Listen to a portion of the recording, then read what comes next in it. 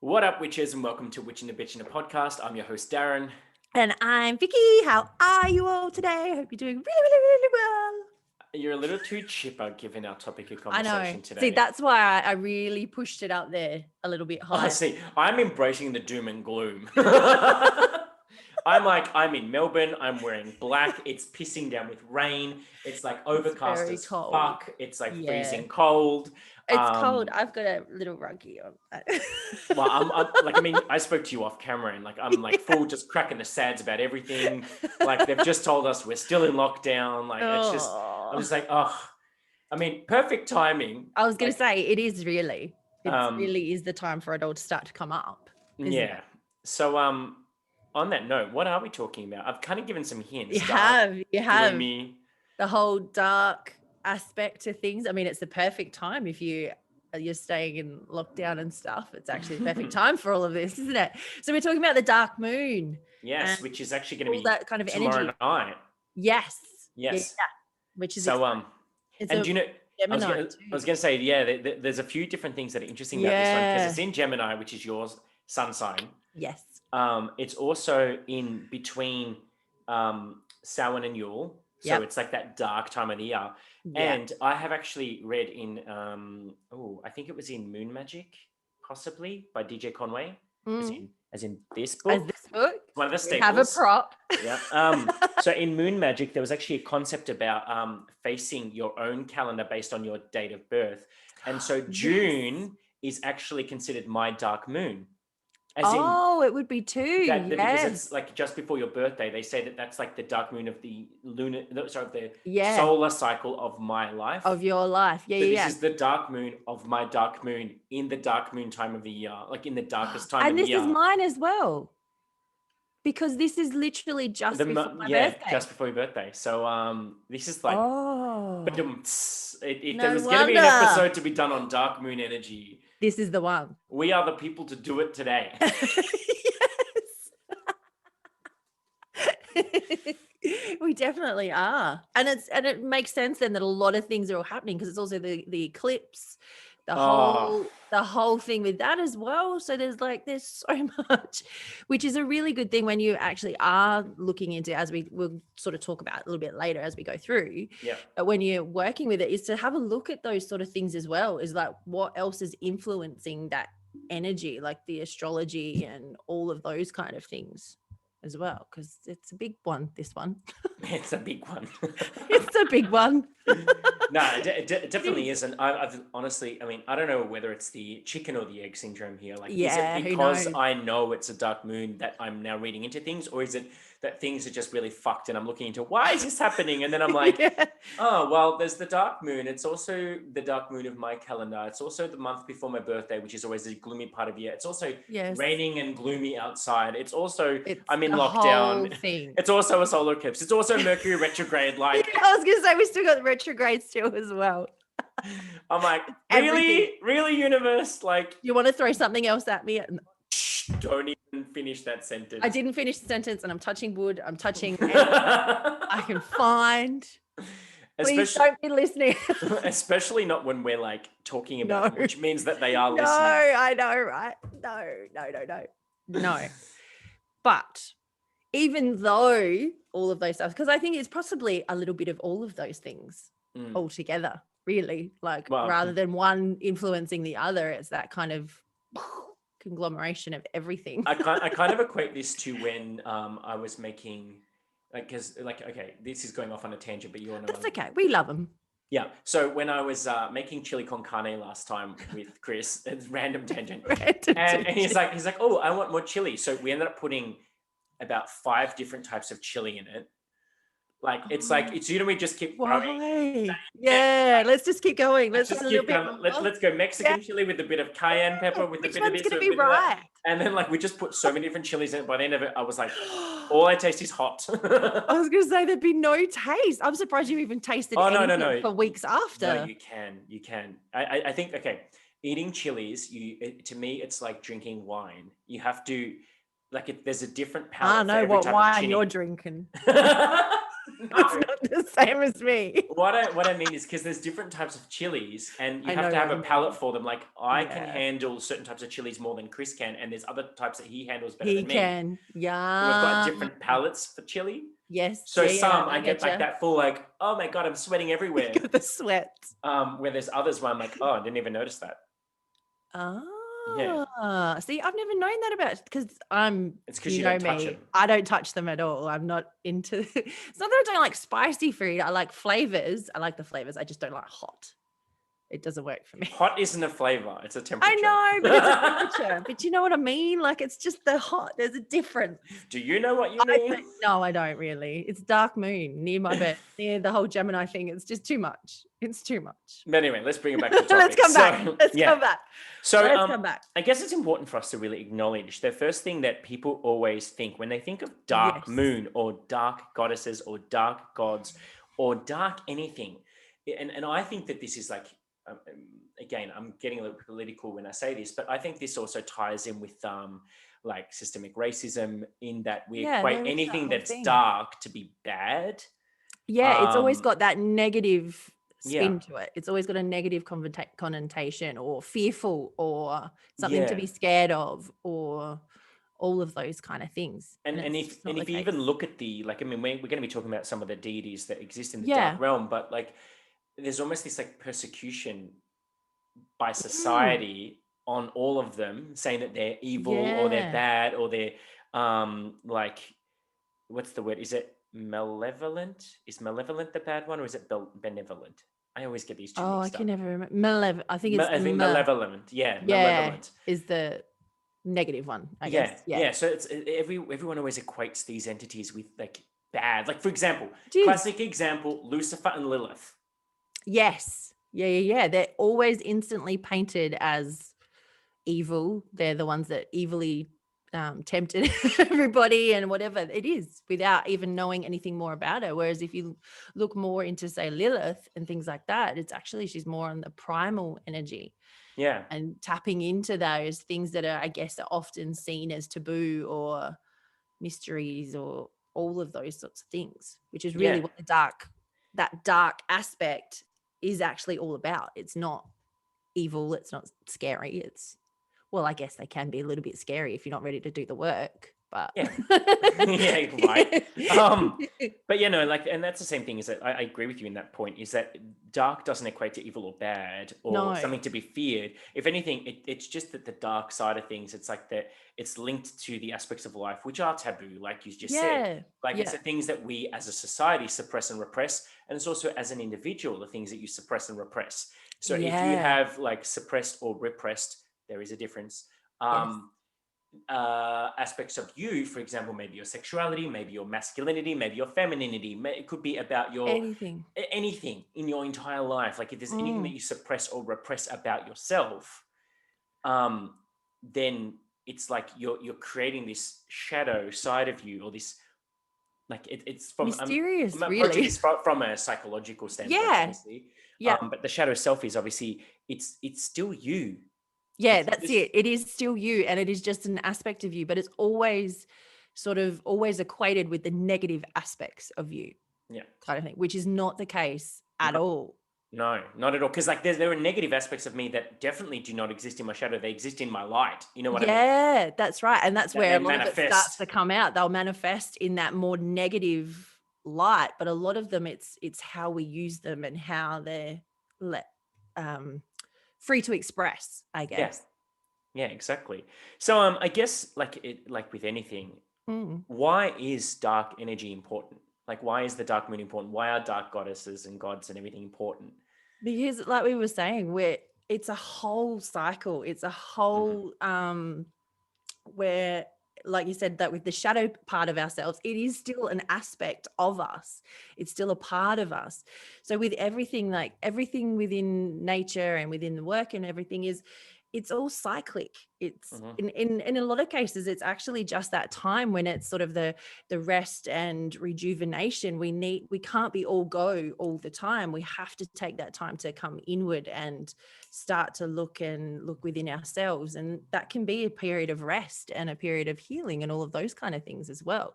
But having said that, there are some other aspects of ourselves that we do need to look to, and we sometimes need those more forceful energies. I don't know if that's quite the right word for it, Oh but no, they're pretty forceful. yeah, they are. They're forceful sort of energies, and sometimes we need that. It's all about balance. Everything, we can live all light forever, but it's going to create out of balance as well. Well, it brings me back to that point that, like, we spoke about this with Sasha Graham. So if you've been a long time listener, you'll remember this one. It's that we were talking about that because she had a dark tarot deck and Yeah.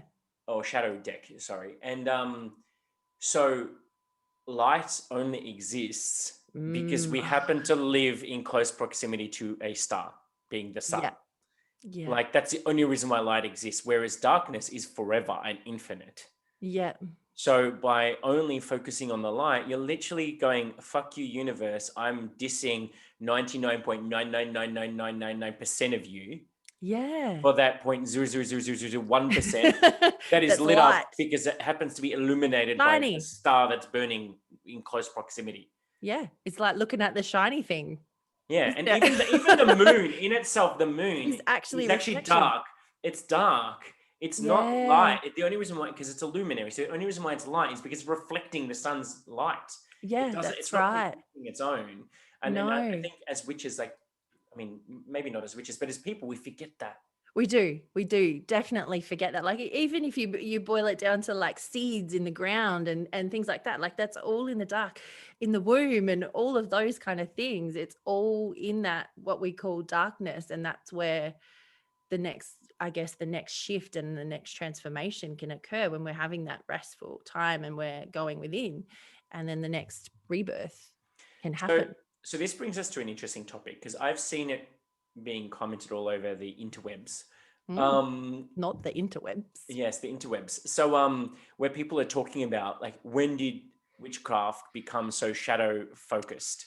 Yes. So let's unpack that. Like, just, and again, for anyone listening or watching, this is our opinion. Yes, exactly. So this we're is not just scholars. We're not saying there's only one way to do things and it's our way. No. We're just No. having an open dialogue discussion about why we think shadow work is important and why we have adopted shadow practices. So, I mean, I think it's like, I was going to say, me starting with this is like the first time I was ever introduced to shadow work is when I was studying psychology at uni. Yeah. And the aspects of the shadow self and what that all means, and how, like, you know, your perception of yourself or is then projected on others. And, you know, if something annoys you about someone else, then that's really a reflection on who you are really deep down and all that kind of stuff. That's where I first learned about shadows. Yeah. The first time I learned about it in spirituality, however, because when I got into this, it was very much about light workers and you're an earth angel, and it was in the days of Doreen Virtue and all of them. Like, not to call names, but spirituality was very fluffy bunny back then. Yes.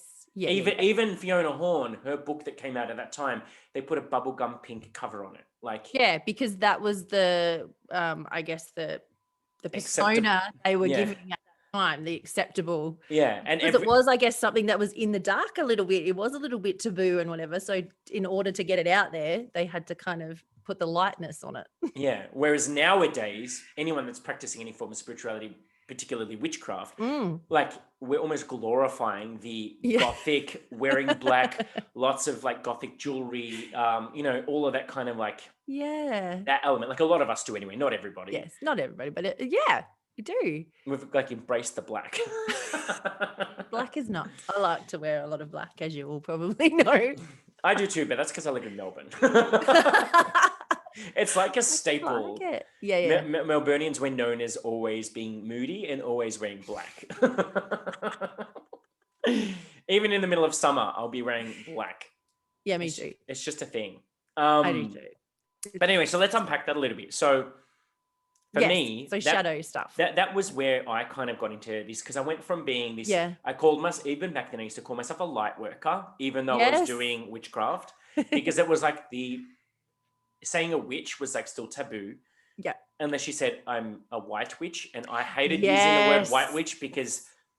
And again, I don't know whether that's systemic racism that says white is right and black is not good. Yeah. And like things like black magic, like is seen as evil. Again, it's that whole thing of like, why is something light or white supposed to be okay and something black or dark is not?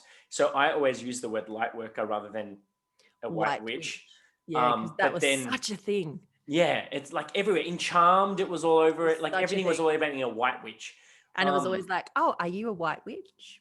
Just even to make sure. Even today, I get asked. Yeah, I was going to say that's still something that happens. Not as frequently as it used to, but it does still, are you a white witch? Make sure you stay on the white witch path. Yeah, or they say, what is that? Like, and I've even said to them, what's a white witch? What's that? Like, what is that? I'm white and I'm a witch, but I don't understand it. They're like, oh, like a good witch. I'm like, so you're saying that like there's a such thing as a bad witch? Yeah. And then I end up getting into a conversation about morality and about like ethics. And then I talk about, do you believe that people are innately good or that they have the opportunity to be both good and bad? And like, and I go into that road, and then I get them in this like conundrum where they're like, oh, I don't even know what I'm saying anymore. Yeah, exactly. Like I'd rather go down that road than argue with them about what it is. Yeah, exactly. Yeah, what makes a white witch. But yeah, so I went from like being this like light worker. Yep. To then being a shadow worker, and I was all about the shadow. Like this is back in my Evanescence days, where I was like wearing black head to toe, black eyeliner, jet black hair.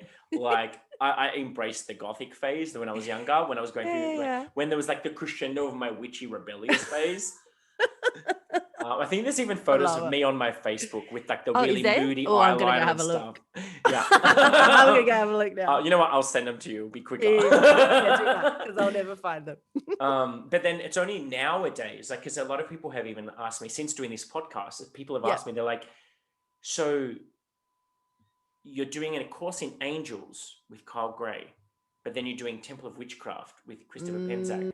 Like, and they see them as like separate things. Yes. Yep. And almost opposites. Yeah. But to me, they're not. Yeah. Because like, it's just the full cycle. It's balanced. Like I'm a Libra moon, for crying out loud. Everything has to be balanced. Otherwise it upsets me. See, there's that aspect, but it does say that the whole thing though is that there does need to be a balance. That's why, like, even in the yin yang symbol. Oh yeah, don't even get me started. I know, but like how it's got a little aspect of each in both of them. That we need that balance. We need both sides of everything. And it's funny how we kind of will swing to the extremes first. Oh yeah. Kind of go to the extremes and then somewhere kind of settle in the middle somewhere after that, where you can embrace both sides and they can be just as helpful and empowering. Yeah, and that's like even within my spirit guides, like my closest posse. I'm talking my like my OG spirit guide who looks somewhat like this dude right here, which is Anubis. So he looks very much like this. Yeah. And when I first met him, that was a whole nother story. That was just like, what the fuck are you? But yeah, so I have him, and on the flip side, I have one which is literally his name in Arabic means the light or divine light. So even within my guides, I have the extreme black, like as his skin is black. And then the other one that is his meaning of his name is divine light. Like it's literally, and they're my two guides. Yeah, you've got the big duality there. I love it. It's it just highlights how much that we need both aspects, and we need to be able to express both aspects of ourselves, and in whether it's in a magical world or even just in the everyday, mundane, we need that duality, I guess. Well, because can you imagine if we all walked around that society was only allowed to be happy? I'd be okay. I can do the really high pitched. I'd want to stab everybody. I know. No, because no, I know what you mean. Because there are some of those people that are just very happy all the time. And just go, why the fuck are they so happy? Creeping me out, man. Like, well, you can't be so happy all the time. It just can't be that good. Like, don't get me wrong. I'm not all doom and gloom. Like, I'm a very positive person. No, that's but I have my limits too. Like there are times when I just want to brood in my moodiness. And that's perfectly okay, because that's your body, your energy telling you that you need to just stop for a little bit, and you need to go within, and you need to come back to yourself, I guess. telling a Cancer sun, Mars in Scorpio, Lilith in Pisces, so Here triple we go. water Lots of water with there. Cap rising, not to be moody. It's just not going to happen. No, we It's not going to happen. We live and breathe in the moodiness, and to me, my emotions are a way to tap into my personal power. Yeah, that's right. So anyway, I've gone on a bit of a tangent. Oh, we always got a tangent. It's fine. Yeah. It's fine. So what about you? Like, would you embrace the dark? I do. Well, I like to wear a lot of black. No. Aside from the aesthetics. Just from the aesthetics. Yeah, I do. So I was a bit similar to you. Oh no, that's not true. I did come across like shadow work and things like that. Was actually when I first started some of my witchcraft when I was in Coven, because there was a lot of aspects there that I started to explore that side of things a little bit. And for me, I think shadow work and that aspect, whilst I guess it can be labeled under personal development and all of that kind of stuff, it's a term that gets thrown around quite easily nowadays, I think. And it's really not that at all. It's really quite deep and messy and all the rest of it. These are the parts that we've shunned away from ourselves. Yeah. So we have to come and face them and actually integrate them. And I think for me, the reason why it is a part of my magical path, I guess, is also because my magical path is actually just who I am too. It's not separate from who I am. So me wanting to be, I guess, integrating more parts of myself, I actually think it empowers me more and allows sort of that power and energy to be able to be directed much more freely, because how we're basically the vessel and the container for directing energy whenever you're doing any kind of magical work. And if that's all mucky and got bits sticking out here and there because we're not embracing all of ourselves, then that's going to come out in that as well. So that's why I think it does really have an intrinsic part within magic, or for me, it does. And it's also because I want to be an evolving person. I want to transform and change. And that is a part of my magic and a part of what I do. I guess it also depends as well on what someone's path is. Like, I think you and I are similar in that witchcraft and magic for us is like, I think we're the same in that we think for us it's a spiritual practice as well as a personal development practice.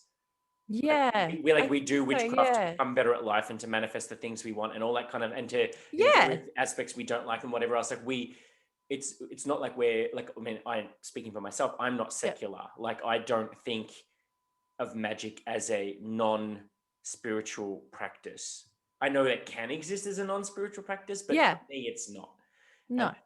Same as like, because it is something I do spiritually and for personal development reasons, like I do my daily devotions, my meditations, my journaling, all the things I do to make me better at my practice in magic are also helping me in life. Like, I can't separate. Yeah, that's it. It's not, you can't separate it. And I think that's what I was trying to say as well. Like it just is who I am. Like, it's a part of me. And so it has to take the whole part of me. You can't kind of just separate different little bits. It's always going to bleed through, even if you try to have it very separate. Like you said, like you're doing your different devotionals and things like that, that's going to have an effect on the magical side of things, or doing the journaling and things like that, and working with shadow parts of yourself and integrating those parts of yourself. It's going to have that flow on effect of who you are and how you go out into the world and how you do your magic and whatever. No, and like, even if you just think of it like magic in an act, like what we're doing, it's where we've got like essentially a thought or an intention that we're then doing something physical with that, like casting a spell or doing some kind of a spell work or whatnot. But then we're infusing it with our emotion. Yeah, that's like it. So emotion is energy in motion. Exactly. Energy in motion. Exactly. Yeah. And like, I like to think that the darker emotions actually have a lot more power than the lighter emotions. They often do. Those ones that are, I guess, what we kind of with society have perceived them as negative or darker or any of those things, they often do, because they come from that place of real passion and that that really primal, taps into that really primal aspect of ourselves, which is really that untapped power within ourselves. Like, I once remember when I was in the early days, I went outside during a lightning and thunderstorm. Oh, I love it. and it was so noisy outside. Like it was just, there was lightning going off every few seconds and like thunder just constantly rumbling. And so I decided to embrace it. I wanted to experiment with a little bit of like lightning magic. Yeah. And I was literally, because I just, out of not being able to hear myself, I decided to channel like, and I started yelling my incantation out into the thing. And oh my God. And then when lightning would go, I'm like, oh, it was so theatrical. I mean, I love the drama, but there's something that can be like, because I'm pretty sure that was probably one of the most successful spells I ever cast. Yes. Because I had the always like primal, just give no fucks, yelling it into the wind kind of thing. Yeah. Not holding back at all. And it was like, I mean, I'm not gonna, it wasn't a bad spell. It was like, it was no, but it doesn't matter. I just wanted to basically read parts of myself that I didn't want anymore. And it was just like, oh, it was amazing. It is, because that's the thing. And really, even though we say that like it's about our intent and our will and things like that, but like you said, it's the emotion that's behind it that helps to push that forward. Whether, I mean, I can say intellectually what I intend or what I want or whatever, but unless it's got that emotion or something behind it, there isn't that extra boost to just send it out there, I think. So yeah, absolutely. That's where we need to be able to decipher those things. So I guess then when it comes to working with the dark moon, obviously then it tends to go hand in hand with working with these darker gods and goddesses or darker deities. So one of the things that I have always found, because some of the ones I've worked with are of that, what you consider to be dark. Yeah, definitely. Is without wanting to scare people, like their presence, you don't get to choose whether their presence is felt or not. When they're there, they're there. Yeah. Like, and when you ask them to do something, it's like they're ready to do it, but you can't take these backsies. And that's the thing, isn't it? You need to really be ready. You need to make sure, like I always say this, even with everything else, is like, be careful what you wish for, because it just might come true. Because often we think we want to do these things, or if it's some aspect of yourself you want to start to work with, or whatever energies you're working with, you need to make sure that you are ready to actually do it. Because if you kind of get in there and you feel that you're not, too late, too bad. You're going to be doing it. Oh, 100%. And they also don't muck around. I mean, not that any of the gods and goddesses and things like that are, for want of a better word, light and fluffy. They will do it. This aspect is usually the ones where you just got to really make sure that you know what you really want.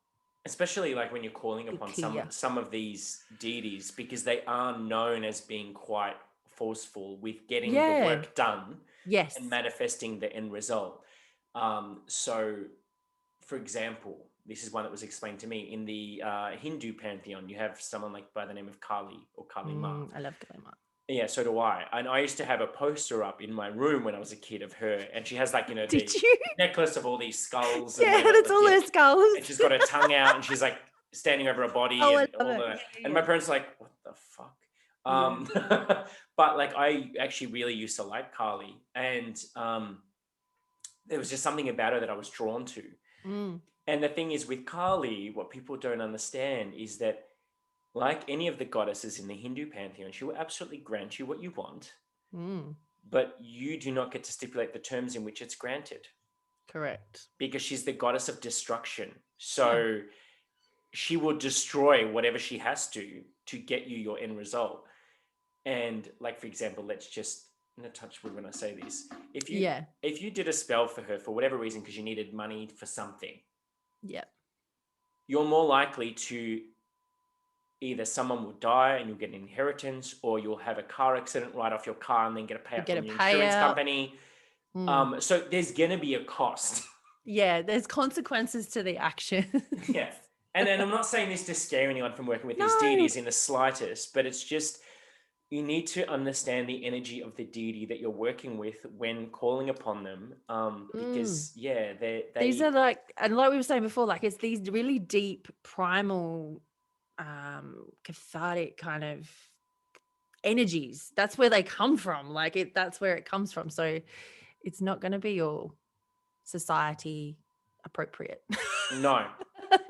For want of a better term, but that's the best I could kind of come up with. It's not going to come the way we want it. And it's even like, even if you just go back to like the whole thing of, to use a pop culture reference, Lucifer. Like, I love the TV show Lucifer.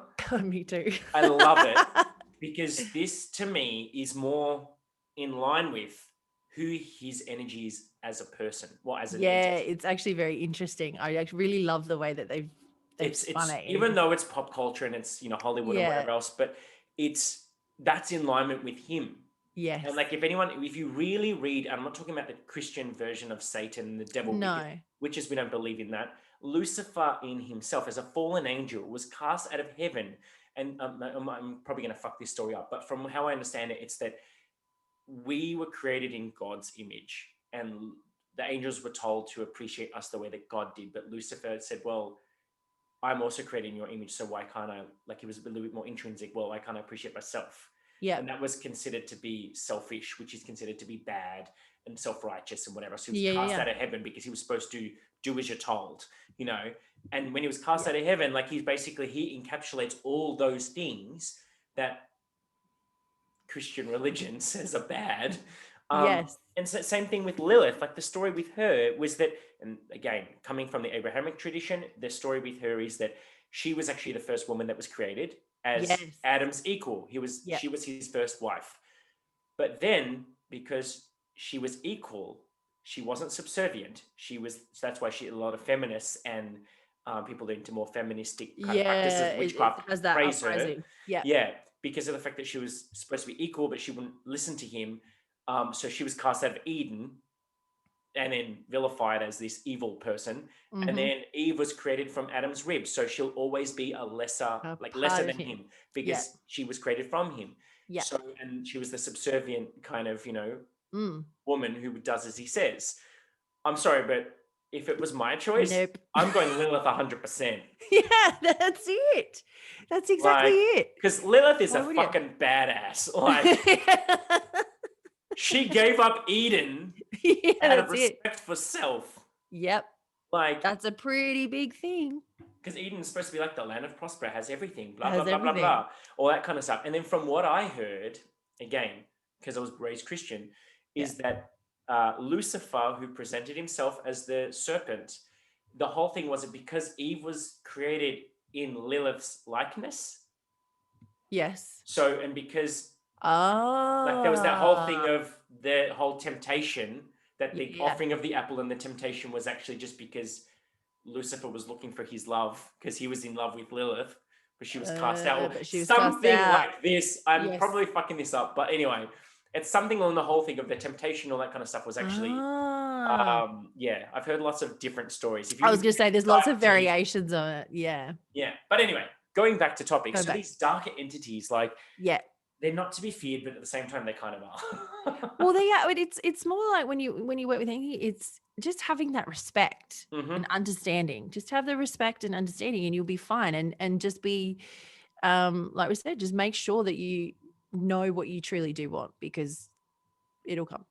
That's actually, do you know? And I don't think I even told you about this. So I did a tarot reading the other day for a client. She who shall remain nameless.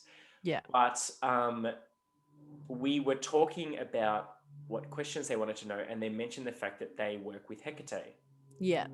And as soon as I started the reading, I don't work with Hekate, but oh my God, was her presence felt. Like, she made herself known during that reading. And I was like, okay, and like how quickly I felt so small. Yeah. I'm like, I am just a conduit. I'm just delivering this message. This is all coming through her. And I feel like that reading was like full of truth bombs. Like, it was truth bomb after truth bomb after truth bomb of like reflection on the person I was reading for. And I was just like, oh, I felt almost like a bit of an asshole message, but I was just delivering it the way that I was receiving it. And it was interesting because I don't work with her. I didn't recognize the energy signature at first. Yeah. It wasn't until I spoke to my client about the energy that I was getting. She's like, oh no, I asked Hekate to make herself known. I'm like, oh, okay. Hello. Okay.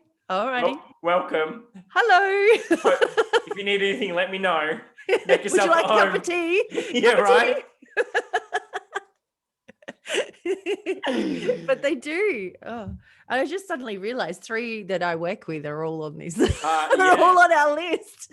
So why don't we just explore some of them then? Because like people are probably thinking like, who the hell are these dark gods and dark goddesses? So some examples. Okay, so starting off with we'll start with the goddesses, I guess. Yeah. So obviously Hekate. Now you'd have a lot more knowledge of her than I would because I don't work with her. What are the main, I guess, traits of Hekate? Oh, she's hard because there's a lot of them. I guess she's always often associated with the crossroads, and crossroads again is always those decisions and transitions and things like that in our life. She also deals a lot with magic. In like the story of Persephone, she was the one that she can walk between both worlds. So she could go to the underworld, and so she was kind of like the guardian to take you there, to take her there when it was her time to come back down with Hades. So she is that kind of conduit between the underworld and our world as well. Torchbearer, kids, everything. There's a lot. There's a lot to her. There's a lot to her. Yeah. There's a lot to her, but she is very much a forceful energy, I guess. And she's a presence. She is a presence. And I guess we've already kind of mentioned a little bit of like high level about Kali being the goddess of destruction and all things like, and war and all of that kind of stuff. Like anything to do with the darker energies, I guess. And again, it's that whole concept of that, like the cycle of birth, death, and rebirth kind of thing. Something has to be, it's not just destruction for the sake of destroying things. It's to move things out of the way to be so that then bring something forward. Can come back. So that birth can come forward. Because Kali is like the darker, the destruction cycle of the triple goddess in Hinduism. Yeah. And it's interesting that Hekate is also associated with the triple goddess as well. She is. So you're going to see a bit of a running theme here. Yeah, there's often, especially with the dark moon phase as well, that it's often like the crone aspect, I guess, of goddesses as well. Yep. And then, I mean, I touched on Lilith a little bit. So Lilith being of Middle Eastern origin, obviously because the Abrahamic tradition. So she's the goddess of temptation, love, and feminine power. Yeah. Which is why a lot of people will actually honor her these days, I guess, especially witches. Like she's almost like a patron goddess of a lot of witches, actually, because of the strong feminine. What's the word I'm looking for? Like women's rights and femininity and celebrating all things. And kind of sort of, for want of a better word, standing in that power a little bit, like getting that power back to some degree. Yeah, absolutely. I mean, there were the Morrigan. The Morrigan is another one. Yes. So she's another. Do you work with her? I don't work with her very much at all, but I have definitely. I know a lot of people that do, and I have had her presence around. It's interesting because I've actually been seeing a lot of her calling cards, I guess, of late. Because obviously her being of Celtic, Irish, Welsh, like she's also another triple goddess. But her symbols include things like ravens, shapeshifters, death mother, warriors, the bringer of the dead on the battlefield. I was going to say it was a lot to do with the battlefield stuff. And if she didn't really like you, that was that. You were done. Yeah. On the battlefield. She didn't think you were worthy enough. You're out.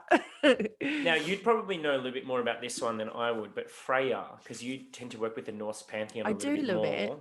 Yeah, so she's got a lot more of like the magic side of things, and she works with that is kind of energies, I guess. There's often a little bit of discrepancy between her and Frigg, which is because of Odin. They often get a little bit interchanged, but she's actually is an earth goddess as well, because there's the two strains, that's probably not quite the right word. There's two families of gods and goddesses in the Norse Parthenon. So she's actually of the more earth-based, the Vanir. But I don't work a lot with her. Okay. I don't work a lot with her. Obviously, like, we're not going to give you an exhaustive list of everybody, because there's so many, and there's so many different ones. There's also Hel from the Norse exactly. Parthenon as well, and so she's kind of the guardian of their version of the underworld. Because Hel would be like, I guess, the equivalent of Persephone-esque, sort of. Not really, because she's actually kind of half. You'll often see her like in when she's depicted, is that she's actually half skull, half human face. So she's that perfect duality between the two. So she's very much she's more probably like the Hades. Well, I guess she is in some aspects queen of like Persephone, the queen of the underworld. And then you've got like one of the ones that I knew from when I studied mythology at school was Circe. So she's from the Greek pantheon. She's actually one of the fate spinners, or the crone mother. So she's one of the three fates of birth, life, and death. And I think she was associated with falcons. I think was Circe's association. I'm pretty sure from memory. I might be stretching myself here. Could be. I don't know a lot about her. Obviously, like I've got this massive list in front of me, but I'm trying to pick out the ones that are going to be the most common for people. Ooh, Caradwen. Caradwen. That's the next one I was going to say. Oh, was it? Oh, see, look at us. I love We're in sync. Yeah, and her cauldron with the cauldron of rebirth and everything to do with that as well. So yeah, she's often a big one with this sort of side of things. Yeah, and then oh, hang on, I always say this one wrong. It's Scottish, so it's like Scathach.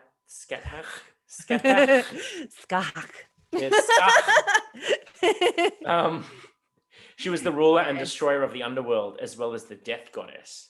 Yeah, so she's actually a warrior queen. She's in a lot of the Irish myths, and this is one that I work with. I should have let you talk about her. No.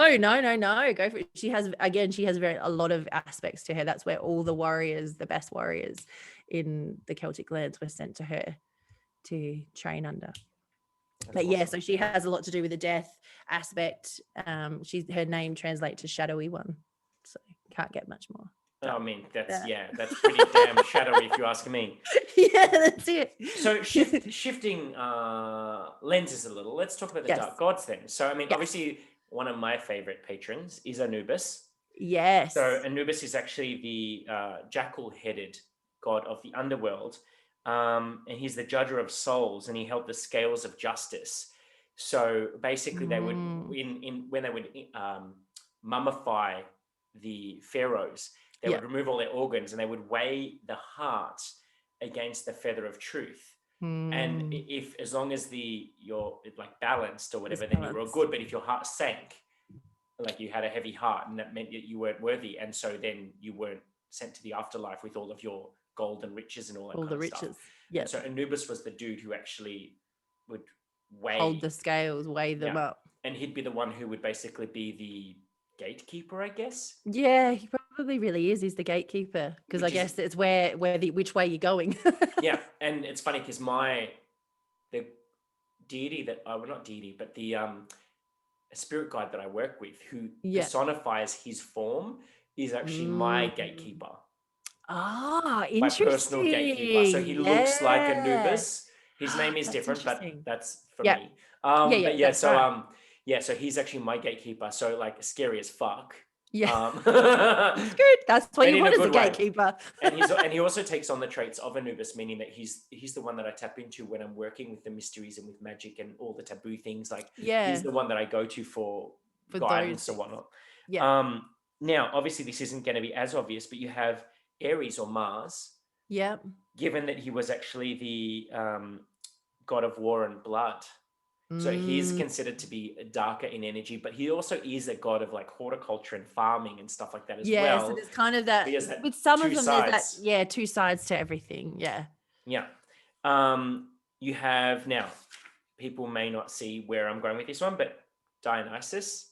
Yeah. Because of all things that are taboo. So the taboo side of things. There's sex, intoxication, there's orgies, there's like that sexuality, all that kind of stuff. So oftentimes he can have that be seen as that darker side. It's not all about fun and games. It's all about, the taboo subjects. The mystery subjects. Yes. Yeah. You have, obviously, is it pronounced Loki? It is Loki, isn't it? Yeah, I believe so. Yeah. Loki, because he's the trickster or the god of mischief, mischievous behaviors or misgivings, mayhem, all that kind of stuff. You obviously have Lucifer, who was the bearer of the light and the evening star. I'm not talking about the Christian version. I'm talking about the original fallen angel. The original. And now Odin, you have on your list. Do you want to tell us a little bit about Odin?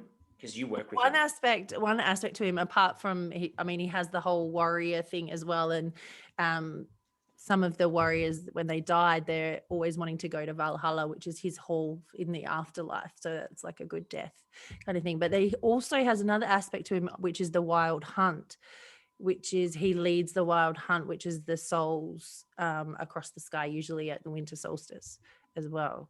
So there's kind of that aspect, and he can travel between all the worlds, and he travels to the underworld and things like that quite often. So he's a bit of a nice all-rounder. He's like all purpose. Yeah. I'm like, oh, I'm ducking now, but that's okay. Now, this one is going to be controversial, and I'm bracing myself for people to question why I'm bringing him up, because I've recently had a calling towards this god. Yes, so yes. I've started to I'm intrigued by this one too. So there's Apollo. Now, for those that know Apollo and Artemis, she was seen as the moon and he's seen as the sun. Yes. I'm just doing a little bit of rearranging so I can get access to my notes. So now this is some research I've done. So Apollo's mother, Leto, was forced to run from Hera, the jealous wife of Zeus. So she went to the island of Delos and delivered her 2 children, which were the twins Apollo and Artemis. So although the god of light, Apollo had a dark side. So under the name of Carneos, or Carneos, however you pronounce it, so Carneos, he's seen as the god of death. So he and Artemis slew all of their mother Leto's children when Niobe, their grandmother, claimed all of Leto's children were more beautiful than the gods. So when their grandma said that the other children were more beautiful than them, they basically went on they got rid of them all. And so Apollo was worshipped at the Oracle of Delphi, where a priestess who would give forth his predictions.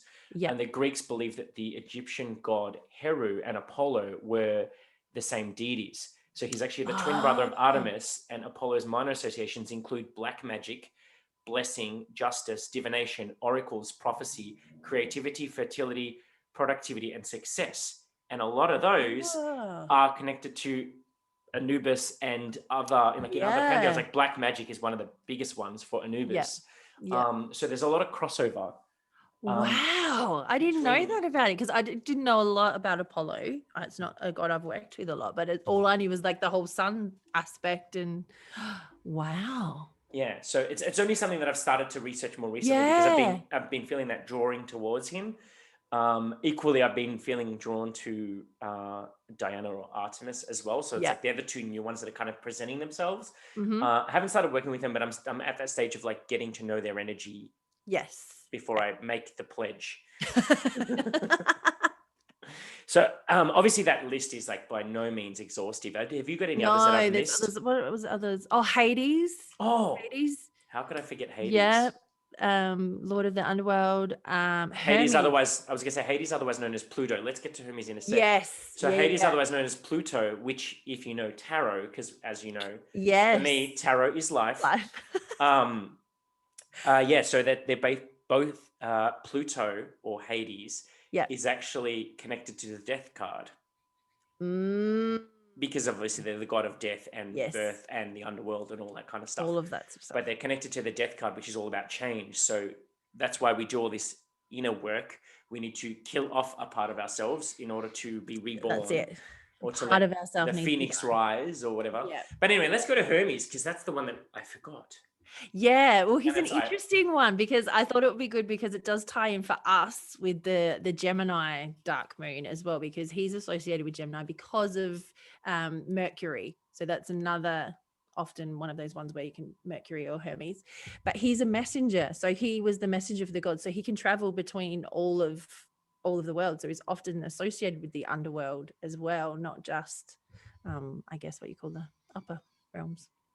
Yes. Although at the moment he's running backwards. He is running backwards because we're in retrograde at the moment. So he might be stuck somewhere. Do you know, I used to be obsessed with his shoes. Oh, did you? I always wanted a pair of shoes that had wings on them. Had the wings on them? Yeah. That would be fun. That would be cool. What do I need to sacrifice to get one of those pairs of shoes? Careful. Joking. Wrong episode. Not putting that out there. Okay, so let's shift gears now. We've talked about the moon. We've talked about the importance of doing the inner work. We've talked about the deities and how to honor them, but also not fear them, but just respect. I think it just really comes down to respect and knowing knowing the energies that you're working with and things like that, and also knowing our. Oh no, I don't want to say it that way. I was going to say knowing our place, but that's not what I meant. As in, we need to be. It's just knowing. Oh no, I'm pretty sure that's okay to say. It's just more the fact that we can't always micromanage how things are going to come out or how the journey is going to play out. If we are just asking for a goal or a projection, we can't really deadline with the journey. The journey might be a bit different. So what are you going to do on this dark moon?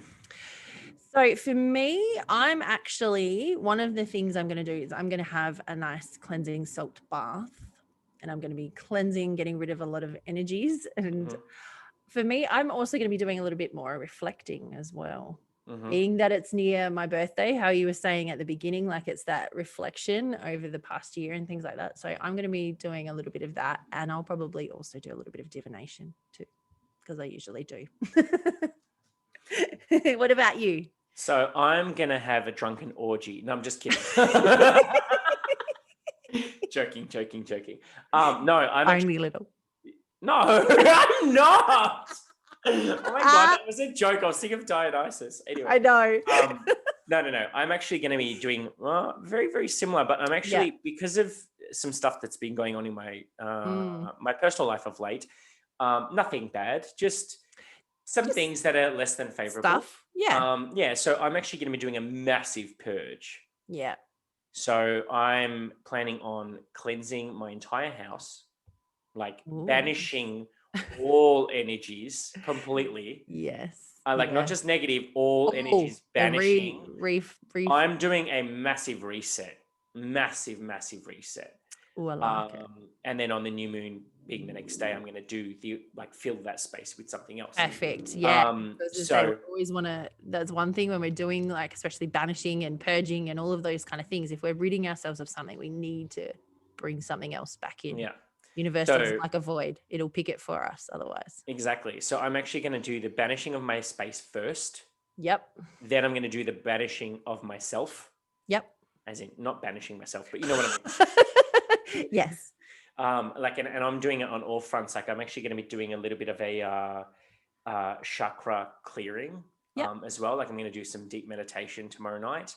And then I want to finish it off with a salt bath to kind of neutralize all those energies and get rid of it all.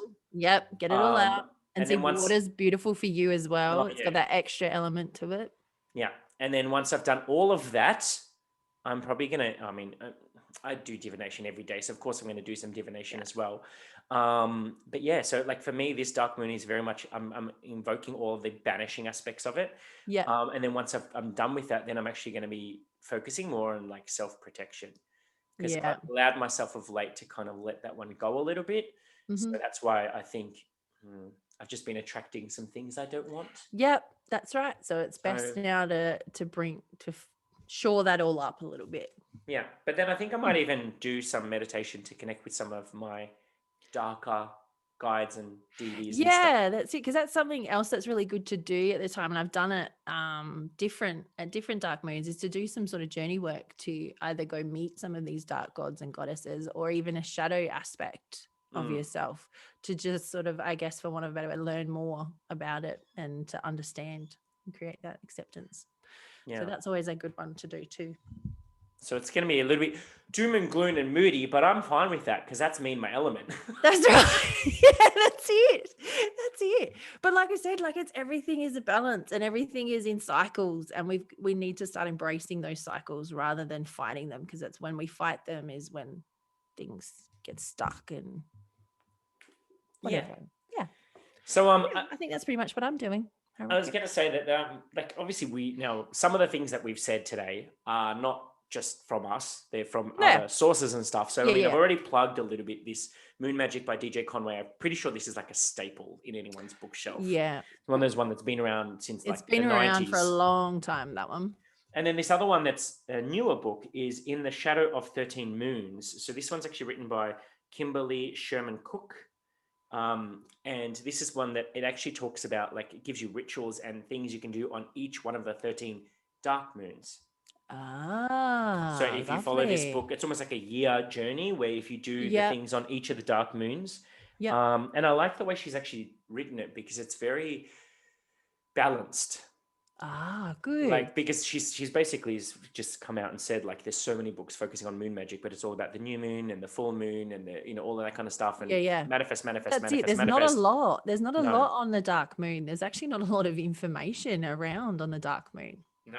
And that's why, so we, like, I kind of took a little bit of a leaf from her book, so to speak, I like to start doing a little bit more of that in this day and age. So I just thought I'd give a little plug. Do you have any? I've also got one as well. This one's called The Mysteries of the Dark Moon.